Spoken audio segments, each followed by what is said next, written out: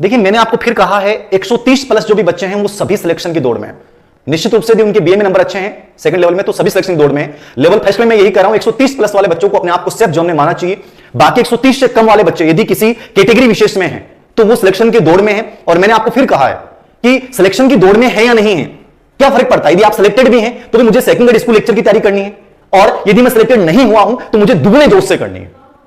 Option खूब सारे हैं। लेवल फर्स्ट वाले बच्चों के सामने ऑप्शन वीडियो है, राजस्थान पुलिस है, या जो केवीएस और इनकी जेबीटी की जो वैकेंसी आती है वो आपके सामने वैकेंसियां हैं, और रिट फिर आ रही है। मैं ईमानदारी से बोल रहा हूं, सरकार जाते जाते 20,000 पदों पे थर्ड ग्रेड भर्ती और करके जाएगी। ये तय मान के चलना, ये सरकार के माइंड में है कि सत्ता में आना है तो ऐसा करना पड़ेगा, और ये सरकार 20,000 की ग्रेड और निकाल के जाएगी। आपसे मैं डेफिनेटली आज ये बात को नोट कर लेना। अब इन चीजों को थोड़ा सा बनाइए, माइंड में लेके आइए, इतना हताश मत होइए सर क्या होगा, कैसे होगा, क्या नहीं होगा। मेरिट मैंने बता दी, रिट लेवल फर्स्ट में 130 प्लस सेफ जोन में है, बाकी विशेष कैटेगरियां उनके नंबर थोड़े कम रह जाएंगे।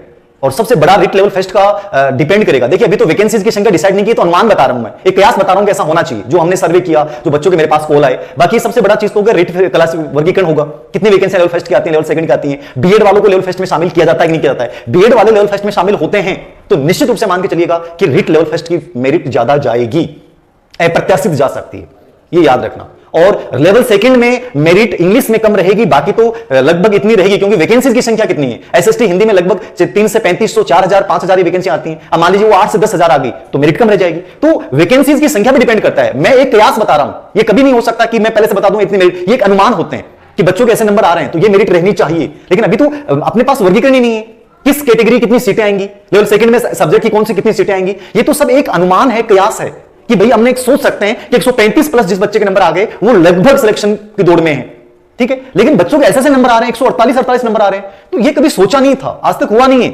नीट में आ सकते हैं, नीट में 720 नंबर आ गए, लेकिन रिट में 148 नंबर आ रहे हैं तो हमें लगता है कि सर ऐसे कैसे हुआ, ऐसे कैसे आ सकते हैं। भाई जमाना बदल चुका है, पहले नहीं आते थे, अब आ सकते हैं, कुछ भी हो सकता है। नीट में जब 720 में 720 आ रहे हैं तो नीट और रिट आजकल एक हो रही है। देखो नीट का रिजल्ट कल आया, रिट का आ जाए, कितना गजब का संजोग चल रहा है।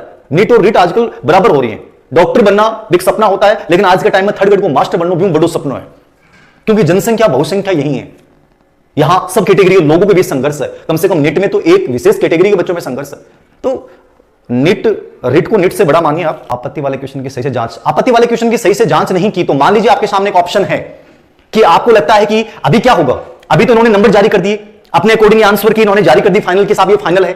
अब ये क्या करेगा, माध्यमिक प्रारंभिक शिक्षा निदेशालय, जो माध्यमिक शिक्षा निदेशालय में समन्वित कर दिया गया है, वो एक विज्ञप्ति निकालेगा कि साहब इस जिले में इतनी वैकेंसियां खाली हैं, आवेदन आमंत्रित किए जाते हैं। अब उसमें मेरिट के अकॉर्डिंग जिनके जैसे नंबर हैं वो भर्ती, वो है, ये भर्ती नहीं है, ये रिट है। अब रिट के बाद क्या होगा, निदेशालय एक विज्ञापन जारी करेगा प्रत्येक जिलों की रिक्त सूची के साथ, और वहां आपको आवेदन करना है। अब मान लीजिए आपको लगता है कि मेरे 129 नंबर है, 128 नंबर है और 131 नंबर पे सिलेक्शन हो रहा है, मेरे 2% गलत मान लिए गए आरबीसी बोर्ड ने, तो क्या करूं। तो उसके पास ऑप्शन ही बचता, आप कोर्ट में जाइए, उस कोर्ट में उसका प्रूफ लगाइए कि साहब ये देखिए इस पर्सन का उत्तर गलत माना गया है। यदि आपका पर्सन कोर्ट उसको स्वीकार कर लेता है तो हो सकता है चाहे आपको 3 साल बाद में पोस्टिंग मिले, लेकिन वो 3 साल का पेमेंट सहित आपको पोस्टिंग मानी जाएगी, आपकी याद रखना।